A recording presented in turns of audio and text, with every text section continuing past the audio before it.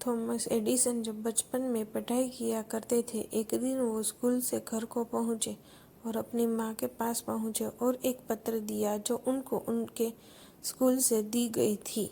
उन्होंने वो लेटर अपनी माँ को दिया और कहा कि माँ, ये लेटर स्कूल के प्रिंसिपल ने दिया है और कहा है कि अपनी माँ को जाके ये लेटर दे देना।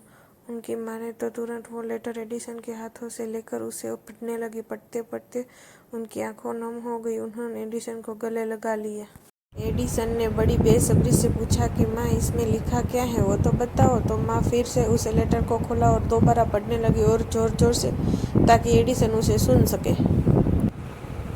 उन्होंने कहा कि इसमें लिखा है कि थॉमस एडिसन एक जीनियस है, बहुत ही कमाल का बच्चा है, सुपर इंटेलिजेंट है और हमारे इस पढ़ाने के लिए टीचर मौजूद नहीं है। इस बच्चे को हम अपने स्कूल में नहीं पढ़ा सकते, इसलिए आप इस बच्चे को अपने घर पर पढ़ाइए। उन दिनों के बाद से थॉमस एडिसन की माँ ने उनका घर पर पढ़ाया। इन सब के बीच उनकी माँ का देहांत हो गया। एक दिन ये घर की साफ सफाई कर रहे थे तो उसने वो पेपर मिला जो बचपन में उनकी माँ को उनके स्कूल के प्रिंसिपल ने दिया था। उन्होंने उस पेपर को खोला। उस पेपर में लिखा था कि आपका बेटा दिमाग से कमज़ोर है, मानसिक रूप से कमज़ोर है, हम उसे अपने स्कूल में नहीं पढ़ा सकते, आप उसे घर पर ही रखें।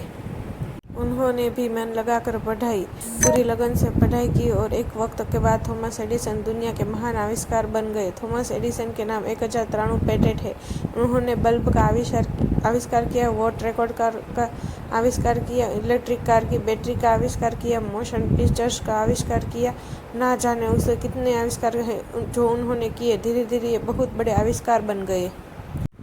और उस दिन थॉमस एडिसन की आंखों में आंसू आ गए। उन्होंने लगा कि उन्होंने माँ ने कितना बड़ा काम किया है। इस सफलता के पीछे मेरी माँ का हाथ है।